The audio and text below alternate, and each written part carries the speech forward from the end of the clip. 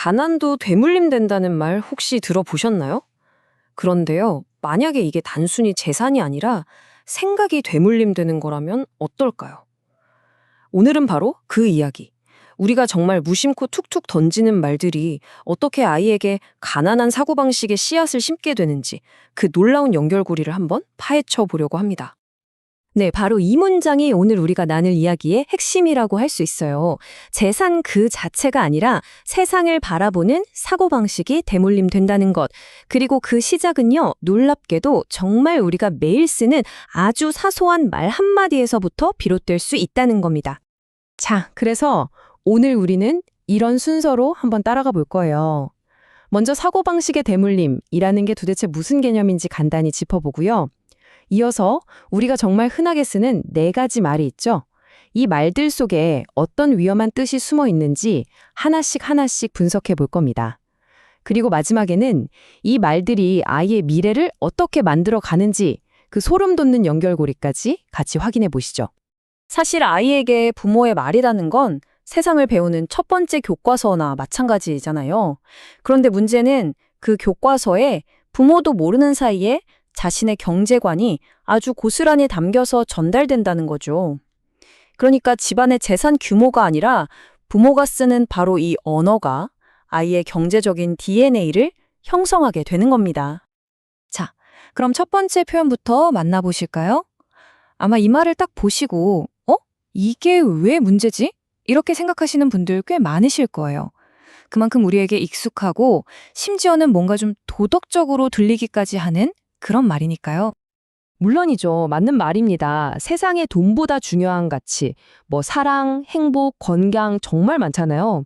부모님들도 분명히 이런 깊은 뜻으로 아이에게 이 말을 건넸을 거예요. 하지만 아이의 귀에는 이게 전혀 다른 메시지로 번역될 수가 있습니다. 바로 여기서부터 생각의 전환이 일어나는 거예요.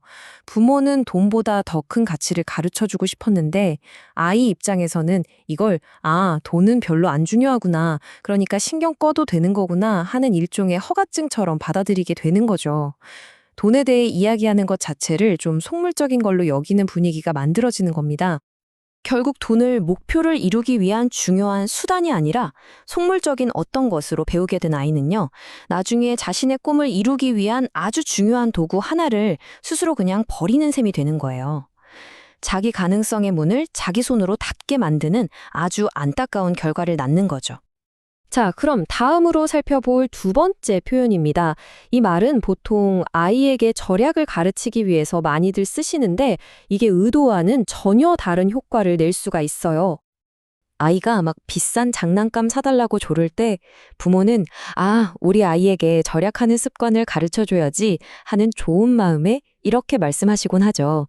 네, 의도는 정말 좋았지만 이 말이 아이의 판단력을 흐리게 만들 수 있다는 게 문제입니다. 여기서 핵심적인 문제가 뭐냐면요. 이 말이 아이에게 가치 있는 투자와 그냥 단순한 낭비를 구별하는 능력을 전혀 길러주지 못한다는 거예요. 왜냐하면 모든 비싼 것을 그냥 사치라는 단어 하나로 뭉뚱그려 버리니까요. 결국 돈을 잘 쓰는 법을 배우지 못한 아이는요, 나중에 어른이 돼서 큰 돈을 벌게 되더라도 구멍난 그물로 물고기를 잡는 거랑 똑같아져요. 계속 돈이 새는 거죠. 무조건 아끼는 것과 현명하게 투자하는 건 완전히 다른 차원의 이야기라는 걸 배우지 못하는 겁니다. 세 번째 표현으로 한번 넘어가 볼게요. 경제적으로 좀 어려움을 겪는 가정일수록 이 형편이라는 단어가 자주 등장하게 되는데요. 과연 이 말이 아이에게는 어떻게 받아들여질까요? 아마 오늘 다루는 말 중에 가장 직접적이고 또 그래서 가장 마음 아픈 말이 아닐까 싶어요. 아이의 기대를 정말 단칼에 꺾어버리는, 그래서 더 큰 상처가 될 수 있는 그런 말이죠. 이 말의 진짜 무서운 점은요, 아이가 현재의 어려운 상황을 영원히 바꿀 수 없는 한계로 받아들이게 만든다는 점이에요.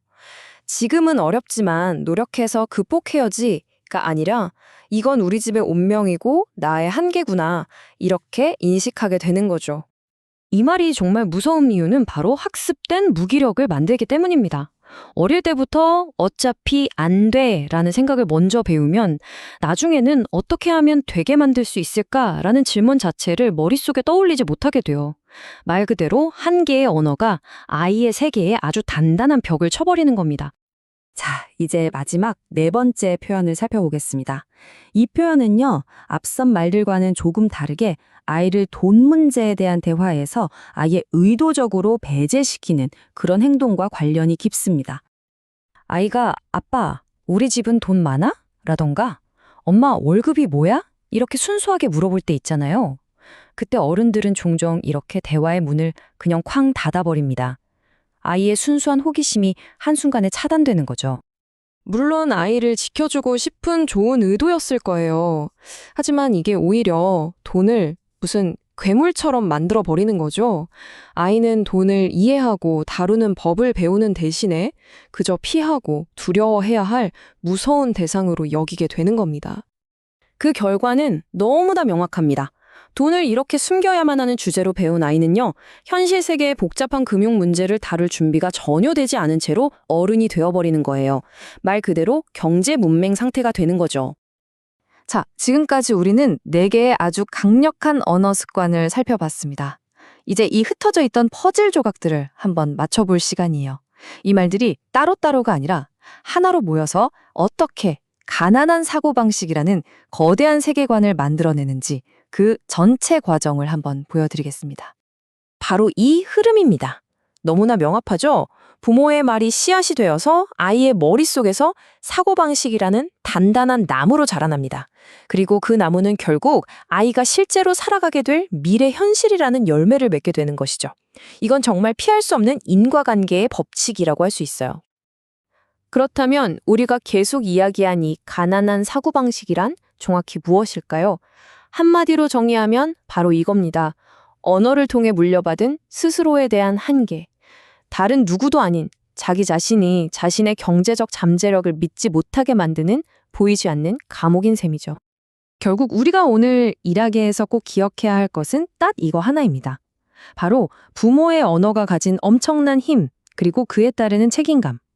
오늘 여러분이 무심코 던진 그 말 한마디가 내일 내 아이가 살아갈 세상이라는 집의 벽돌 한 장이 되고 있다는 이 놀라운 사실을 말입니다. 마지막으로 이 질문을 스스로에게 한번 꼭 던져보셨으면 좋겠습니다. 오늘 당신의 말은 아이를 위해 과연 어떤 현실을, 어떤 미래를 짓고 있습니까?